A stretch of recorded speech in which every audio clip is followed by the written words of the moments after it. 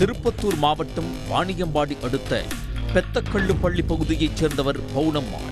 65 வயதான இவரது கணவர் சில ஆண்டுகளுக்கு முன்பு இறந்துவிட்டார். இவரது 2 பிள்ளைகளும் திருமணம் ஆகி வெளியூரில் வசித்து வருகின்றனர். மூதாட்டி பவுனம்மாள் மட்டும் அதே பகுதியில் தனிமையில் வசித்து வந்தார். பவுனம்மாளுக்கு அந்த பகுதியில் உள்ள ஏரிக்கரையோரும் மாட்டுக் கொட்டகை உள்ளது. ஜனவரி 6ஆம் தேதி மாட்டுக் கொட்டகைக்கு வந்த பவுனம்மாளை மர்ம நபர் ஒருவர் கை கால்களை துணியால் கட்டி கழுத்தை நெரித்தும் தலையில் கல்லால் தாக்கியும் கொலை செய்து பவுனம்மாள் அணிந்திருந்த 4 சவரன் தங்க நகைகளை பறித்துச் சென்றுள்ளார். மாட்டுக் கொட்டகையில் மூதாட்டி கொலை செய்யப்பட்டு கிடப்பதைக் கண்ட அப்பகுதியினர் உடனடியாக அம்பலூர் போலீசாருக்கு தகவல் கொடுத்துள்ளனர். சம்பவ இடத்திற்கு விரைந்த அம்பலூர் காவல்துறையினர் மற்றும் மாவட்ட காவல் கண்காணிப்பாளர் சியாமலாதேவி கொலை நடந்த இடத்தில் நேரில் ஆய்வு செய்தனர்.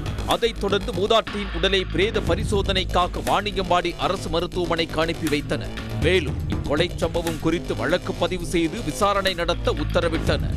போலீசாரின் முதற்கட்ட விசாரணையில் மூதாட்டி பவுனம்மாள் கடந்த சில தினங்களுக்கு முன் மதுபாட்டில்கள் விற்பனை செய்தது தொடர்பாக அம்பலூர் காவல்துறையினர் அவர் மீது வழக்கு பதிவு செய்திருப்பது தெரிய வந்தது. இந்நிலையில் மூதாட்டியை மர்ம கும்பல் நகைக்காக அடித்து கொலை செய்தார்களா அல்லது வேறு ஏதேனும் காரணமா என்ற பல்வேறு கோணங்களில் காவல்துறையினர் விசாரணை மேற்கொண்டு வந்தனர். வாணியம்பாடியில் உள்ள நகை அடகு கடைகளில் யாராவது அடகு வைக்கிறார்களா என்று விசாரித்து வந்தனர். அப்போதுதான் முருகன் என்பவர் 4 சவர நகைகளை அடகு வைத்து பணம் வாங்கியது தெரிய வந்துள்ளது. உடனே போலீசார் அந்த முருகன் யார் என விசாரித்திருக்கிறார்கள். அவர் கொலை செய்யப்பட்ட பவுனம்மாளின் ஊரைச் சேர்ந்தவர் என தெரிய வந்ததும் அவரை பிடித்து விசாரித்திருக்கின்றனர். அதில்தான் அனைத்து உண்மைகளும் அம்பலமாகியுள்ளது. 22 வயதான முருகனின் தந்தை சில வருடங்களுக்கு முன்பு இறந்து போயிருக்கிறார். முருகன் தாய் மற்றும் 2 தங்கைகளோடு வசித்து வந்திருக்கிறார். கடந்த வருடம் டிப்ளமோ படித்து முடித்த முருகன் வேலைக்கு போகாமல் ஊர் சுற்றி வந்துள்ளார். இந்த சூழலில் ஆன்லைன் ஆப் மூலம் கடன் வாங்கி புது மொபைல் போன் ஒன்றை முருகன் வாங்கியுள்ளார். மேலும் 4 லோன்களையும் பெற்றிருக்கிறார். ஒரு சில மாதங்கள் மட்டுமே அவரால் கடனுக்கான தவணையை கட்ட முடிந்துள்ளது. இதனால் கடன் செயலியில் இருந்து அவரை தொடர்பு கொண்டு பணத்தை கட்டச் சொல்லி நச்சரித்திருக்கிறார்கள். நெருக்கடிக்கு ஆளான முருகன் எப்படி பணத்தை புரட்டுவது என யோசித்திருக்கிறார். அதன் தொடர்ச்சியாக தான் மூதாட்டி பவுனம்மாளின் நினைவு அவருக்கு வந்திருக்கிறது. பவுனம்மாள் எப்போதும் கழுத்தில் நகைகளோடு வலம் வருபவர். அதோடு தினமும் ஊருக்கு வெளியே இருக்கும் மாட்டுக் கொட்டகைக்கு சென்று வரக்கூடியவர். இதனால் அவரிடம் இருந்த நகைகளை திருட முருகன் முடிவு செய்திருக்கிறார்.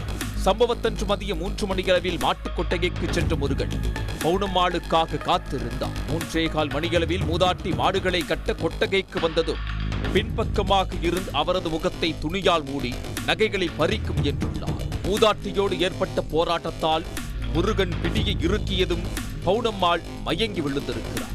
அவர் அணிந்திருந்த 4 சவர நகைகளை திருடிய முருகன் மூதாட்டி கண்விழித்தால் உண்மையை வெளியே சொல்லிவிடுவாரோ என பயந்து கல்லால் தாக்கி கொன்றுவிட்டு தப்பிச் சென்றிருக்கிறார். திருட்டு நகைகளை வாணியம்பாடி சிஎல் சாலையில் உள்ள ஒரு நகைக்கடை ஒன்றில் 2,25,000 ரூபாய்க்கு விற்பனை செய்த முருகன் அதில் 1,60,000 ரூபாய் லோன் கட்டிவிட்டு ஹாயாக ஊர் சுற்றி வந்திருப்பது விசாரணையில் தெரிய வந்துள்ளது. முருகனை கைது செய்த போலீசார் அவரை சிறையில் அடைத்திருக்கிறார்கள்.